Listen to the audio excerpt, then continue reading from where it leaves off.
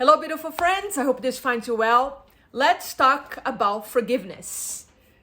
Please stay and watch this video to the end because I know a lot of you walking this path of healing and transformation might be up to here with this conversation about forgiveness.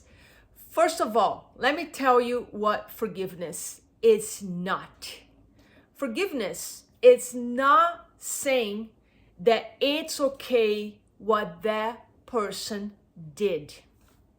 Forgiveness is not a spiritual bypass. It's not going to this mental concept of forgiveness without allowing yourself to feel all the emotions that are rising when you actually allow yourself to really sit in the truth. I practice a modality, a somatic healing modality called compassion inquiry that was taught by Dr. Gabor Mate, a teacher that I truly admire and still study with him. And one of the stepping stones that we use in this modality with clients is to inquire, to invite the client, the student, to always state the truth and not bypass. A form of bypassing that I see happening a lot is this concept that says, oh, my mom did the best she could. My father did her very best, his very best. And yeah, there's time that will feel authentic. But without going to all the healing of the emotions, allowing the emotions to be processed, metabolized, released, transformed, just saying my mother did her best actually is not helpful at all when there is an inner child inside you saying, but she rejected me, but she abused me, or she ignored me, whatever that is. We need to sit with the truth of the child, not the truth of the adult. So let's not confuse forgiveness with spiritual bypassing, which I think a lot of people, especially people who, let's say, follow religion, I have seen up close, they just going straight to the place of forgiveness while still carrying tremendous baggage from the past. What I love about the Course in Miracles, which in my opinion is the best guide about forgiveness, is that it teaches the steps and it addresses guilt, which is one of the major obstacles of forgiveness. Guilt prevents us from forgiving ourselves and forgiving others. And the worst part of that is that if you don't know, if you're not aware that you're carrying a lot of guilt, you're going to project your guilt onto others. So you're blaming others and you're blaming some things. So you're always going to judge and project that guilt. So projection of guilt is always, it's a law. It's always a clear sign that you are carrying guilt. I can't tell how many times I judge somebody. And when I sat with that behavior, which is not a behavior that I want to be engaged with anymore. And it still happens. And when I sit with that, I'll always find a space in me, a place in me that is still holding guilt. And sometimes you say, oh, it's a small guilt, big guilt. It doesn't matter. When it comes to emotions, there's no such a thing as small or big. That's duality. What there is, you might feel sometimes, is the intensity. As you walk deeper and deeper in this path, the intensity of emotions do decrease. But it doesn't mean they're always going to be decreased. You can hit a big veil and all of a sudden the intensity feels like a big storm. So let's not confuse forgiveness with saying it's okay what they did.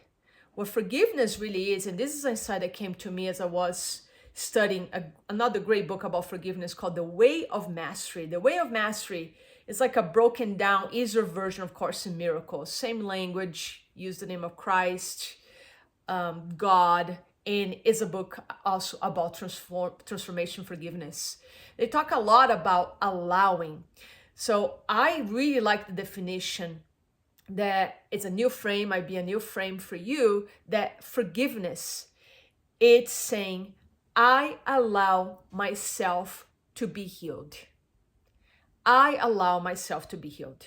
Forgiveness also means letting go, cutting the cords from the events or the people from the past that you still saying caused you harm or hurt. And I'm not here saying they didn't cause you harm or hurt.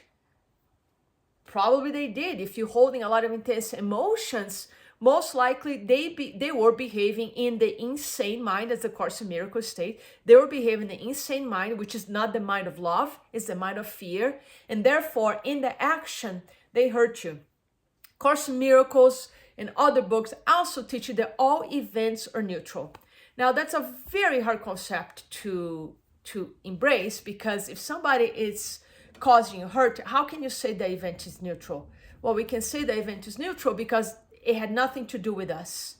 If you walk in this path, you've seen plenty books, teachings, spiritual teachings saying that nothing is personal. But there's a paradox. Nothing is personal, and yet when something is done to you, an aspect of you is going to take it personally, and we have to honor the human experience. That's why we do somatic healing. That's why I practice a modality called compassion inquiry, that even though I know all events are neutral, nothing is personal, you can forgive yourself in the split of a second. I also know that we carry the body, that we carry the emotional body, and we need to honor that by sitting in the anger, by sitting in the sadness or grief, whatever the emotion is, so we can authentically come to a place of full release, letting go, or forgiveness, which is that place that comes from the decision of saying, I allow myself to be healed. So you can use this sentence if you still caught in your past because of what your mother did, your father did, your ex did, your child did, whatever that is, or you still blaming the system, the president, whatever you using as a point of projection. That is the invitation for you to come in and simply saying, I allow myself to be transformed. I allow myself to be healed from this person or from this event that is keeping me in a state of fear. If you're not in a state of love, peace, freedom, you are caught. But again, you don't want to just bypass by just going straight to forgiveness. You still need to go to the stages of the emotional body, which is the stage of the younger self.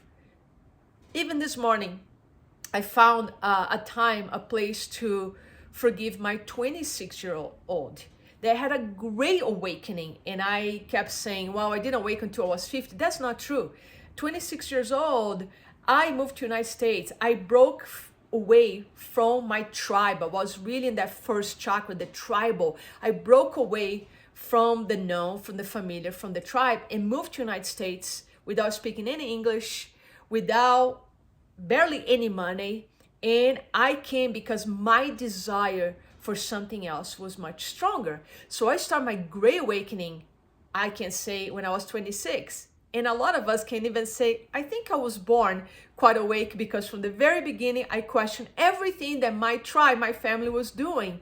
So I gave my young self, my 26-year-old, a big hug and said, what an amazing, courageous human she is. So I caught myself in a little guilt because I was projecting judgment towards somebody.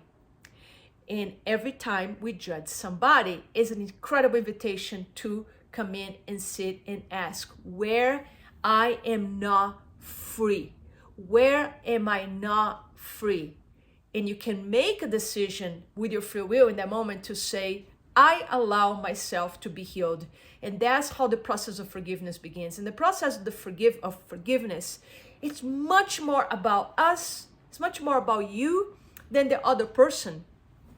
One of the obstacles to forgiveness is that when we forgive, we need to release, it's essential and necessary, we need to release all the perceptions that we created that kept us in the place of judgment, projections, guilt, blame. We need to release all those perceptions. And when we realize at that moment, when we're ready to forgive and we realize, oh my God, I have held these perceptions for 10 years. I have held these perceptions for 5 years. I have held these perceptions for 20 years against somebody.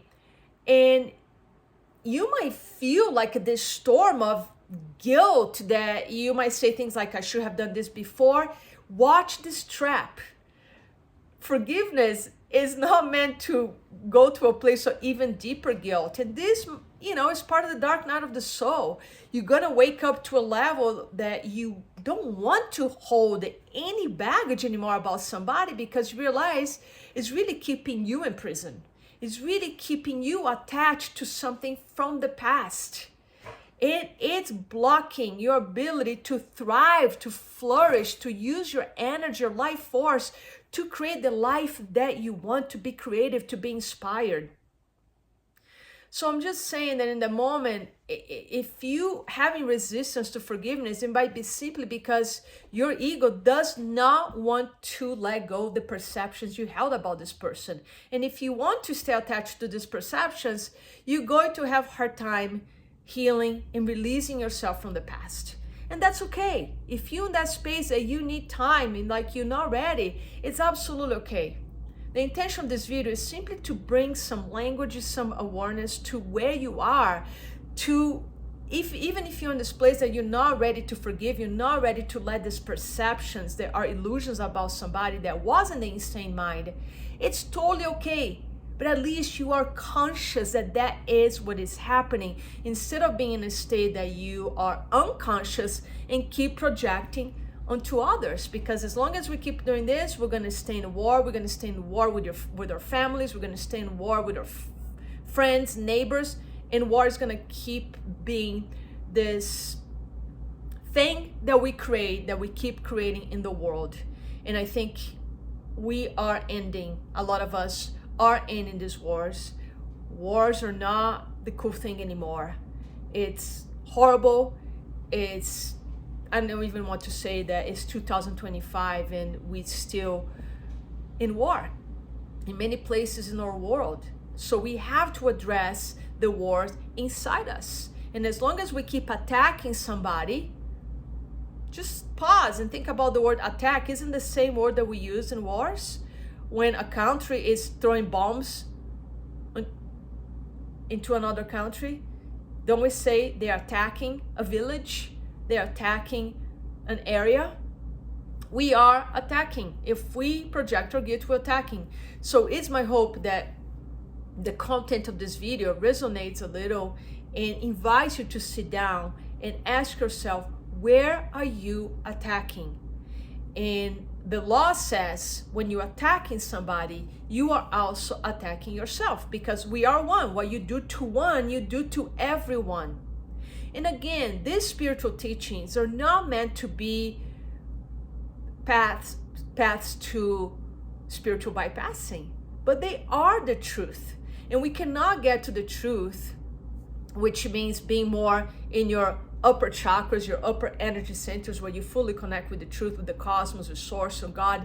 We're not meant to go there by ignoring what's happened in the first, second, and third center, which are our survival centers, which are the centers of survival, the places where the younger self, the inner child, develops strategies to survive. But as adults, we don't need those strategies anymore. So we're talking really about being a fully integrated human being, not just a spiritual being that is operating from this place of like only love and light vibes.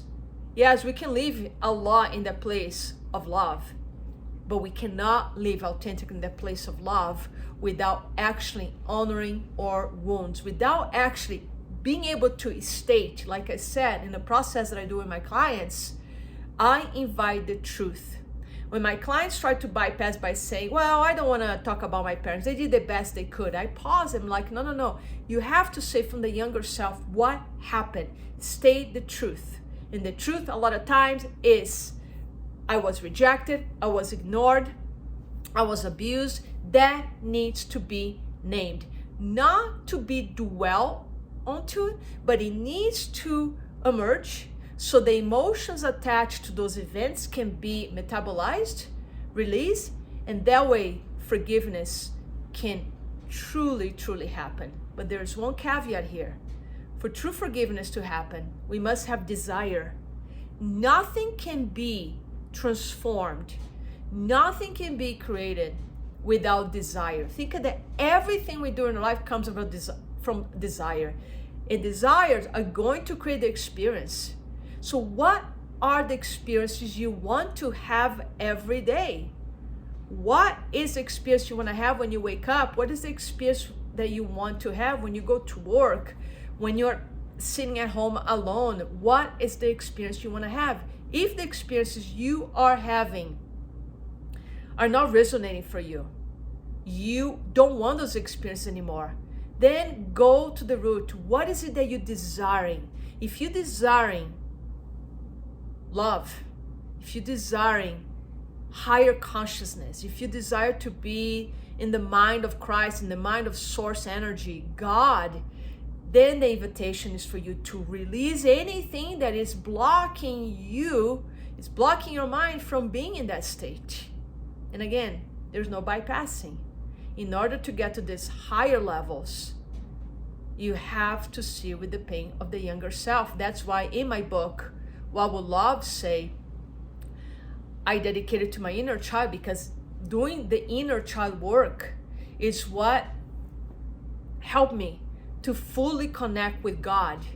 First is this concept that God is outside of us, and it's kind of a station that we start increasing our faith in God, and we go to the phase that we still believe that God is outside of us.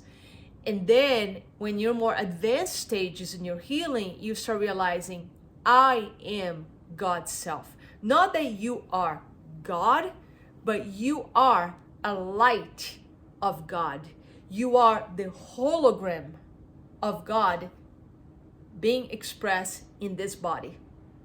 You are a hologram, meaning you carry the same intelligence that created you, God intelligence, you carry in yourself, that the Sufis call the essence. Your essence, a lot of spiritual philosophy call the essence of who you are. Your essence is the spirit of source energy, or God, if you don't have a problem with this word. So this is a long video just to say forgiveness is essential in this path, because forgiveness is what ultimately will set you free. As long as you stay hooked in the injuries that you are still folks that were made, that were caused unto you, you is still living in the past.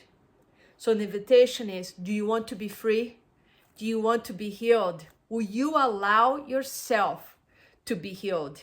The same as saying, are you willing to be healed? Using the words of Course in Miracles, that all you need is the willingness, and then trust the process of how it's going to happen. If you want to learn more about this process, send me a message. If you're interested in working with me, book a free 20-minute call. And I hope this video helped you to understand the truth of forgiveness and also the myths about forgiveness. Set yourself free.